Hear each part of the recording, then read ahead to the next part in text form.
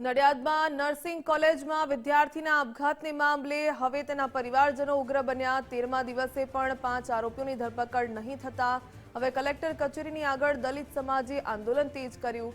Collector કચેરીની બહાર દલિતોએ ચક્કાજામ કર્યું। ચક્કાજામમાં સેંકડો વાહન ચાલકો ફસાયા। પોલીસ અને કલેક્ટર તંત્ર વિરુદ્ધ સૂત્રોચ્ચાર પોકાર્યા। ઇન્ચાર્જ એસપી વિમલ બાજપેયી ઘટના સ્થળે પહોંચ્યા। ઇન્ચાર્જ એસપીનો આંદોલનકારીઓએ ઘેરાવ કર્યો। પોલીસે આંદોલનકારીઓને સમજાવવાના પ્રયાસો કર્યા।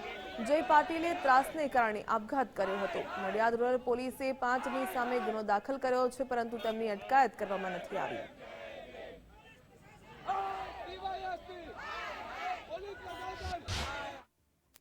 નડિયાદના દિનસા પટેલ નર્સિંગ કોલેજની અંદર અભ્યાસ કરતા વિદ્યાર્થી જય પાટીલે હેરેસમેન્ટને લઈને આત્મહત્યા કરી હતી ને આત્મહત્યાને લઈને જે કોલેજ છે તેના આચાર્ય સહિત 5 લોકો સામે ફરિયાદ નોંધવામાં આવી હતી, પરંતુ ત્યાર પછી અત્યાર સુધી ધરપકડ ન કરવામાં આવતા દલિત સમાજ દ્વારા ઉગ્ર વિરોધ કલેક્ટર કચેરી નડિયાદ ખાતે કરવામાં આવી રહ્યો છે। ત્યારે આજે જે અલ્ટિમેટમ આપવામાં આવ્યું હતું, અલ્ટિમેટમને લઈને અત્યારે જે છે તે ચક્કાજામ દલિત સમાજના આગેવાનો દ્વારા કલેક્ટર કચેરી બહાર જ કરવામાં આવ્યા છે, જેને લઈને ભારે ટ્રાફિક જામના દ્રશ્યો સર્જાયા છે। ત્યારે તાત્કાલિક જે આરોપીઓ છે તેમની તાત્કાલિક ધરપકડ કરવાની માંગ કરવામાં આવી રહી છે। તો બીજી તરફ જે સામાન્ય જનતા છે, જે અહીંથી પસાર થતી હતી વાહન ચાલકો, તેમને ભારે હાલાકીનો સામનો કરવામાં આવે છે। સમગ્ર ઘટનાને લઈને પોલીસ ઘટના સ્થળે દોડી આવે છે। હવે જોવું રહ્યું આગળ કઈ રીતની કાર્યવાહી કરે છે અને આરોપીઓને કેટલા સમયની અંદર પકડી પાડવામાં આવે છે।